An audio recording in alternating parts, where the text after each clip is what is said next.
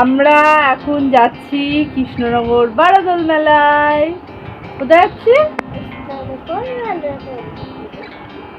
তো চলো চলো বারোদোল মেলায় যাওয়া যাক। বলেন কি? কৃষ্ণনগরে এই বারোদোল মেলা 1 মাস ধরে চলে। প্রথম 3 দিন গেলে ঠাকুর দর্শন করা যায়। তো আমরা তৃতীয় দিন বেরিয়ে পড়েছিলাম বারোদোল মেলায় যাওয়ার উদ্দেশ্যে। তো এখন যদি তোমরা ভেবে থাকো যে আমরা বারোদোল মেলায় পৌঁছে গেছি, আমরা কিন্তু আদৌ পৌঁছাইনি। রুকো যারা, সবার করো। তো ফাইনালি আমরা বারোদোল মেলার কাছাকাছি চলে এসেছি। আর এই দিকটা এরকম কাঠের সেতু করেছে। আমরা এখন এটার উপর দিয়ে বারোদোল মেলার ভিতরে যাব। বলেন কি? ইচ্ছেকে নিয়ে ওর পাপা আগে আগে যাচ্ছিল মেলার দিকে, আর আমি একটু ভিডিও করতে করতে যাচ্ছিলাম। চারিদিকটা তোমাদের দেখাতে দেখাতে যায়। যেহেতু প্রথম 3 দিনই ঠাকুর দর্শন করা যায়, আর এটা ছিল লাস্ট দিন প্লাস রবিবার, মানুষের ভিড় কিন্তু একদম ছিল দেখার মতন।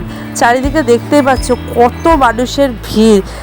বলে হচ্ছে পুরো কৃষ্ণনগরের মানুষ চলে এসেছে। আর এখানে শুধু কৃষ্ণনগরের মানুষ না, অনেক দূর দূরান্ত থেকেও কিন্তু মানুষ আসে এই মেলাতে।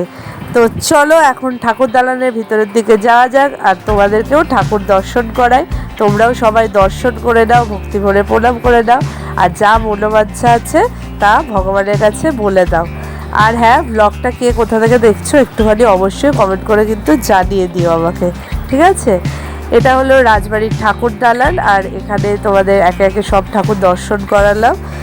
এবার চলো রাজবাড়ির ঠাকুর দালানের ভিতরের দিকটায় এইবার এইরকম রাজবাড়ির কিছু অ্যান্টিক জিনিস প্রদর্শন করেছে।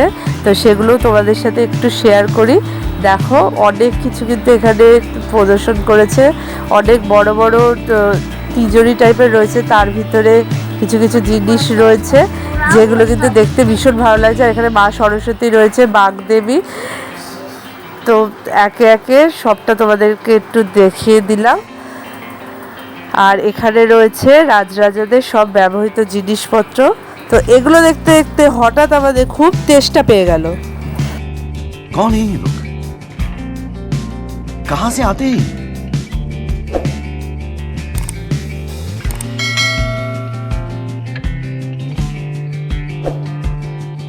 তেষ্টা মেটানোর জন্য আমরা সোজা চলে যাই লস্যির দোকানে। বারোদোল মেলার এই লস্যি কিন্তু আমার ভীষণ ফেভারিট, আর আমার সাথে সাথে এখন ইচ্ছেরও কিন্তু এটা ভীষণ ফেভারিট হয়ে গেছে।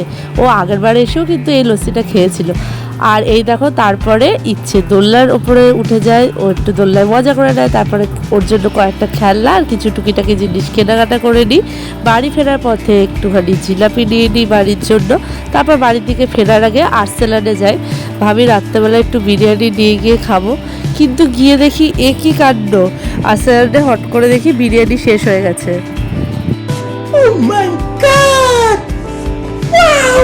বিরিয়ানি পাওয়া যায়নি বলে এদিকে দেখো ইচ্ছেরও মনটা খারাপ হয়ে গেছে। তাই বাড়ি এসে ইচ্ছে ওর খেলনাগুলো নিয়ে খেলা শুরুও করে দিয়েছে। আর এদিকে রাত্রেবেলা আমরা রুটি, চিকেন কষা আর জিলাপি দিয়ে খেতেও বসে পড়েছি। ব্লগটা কেমন লাগলো অবশ্যই কমেন্ট করে জানিও। টাটা।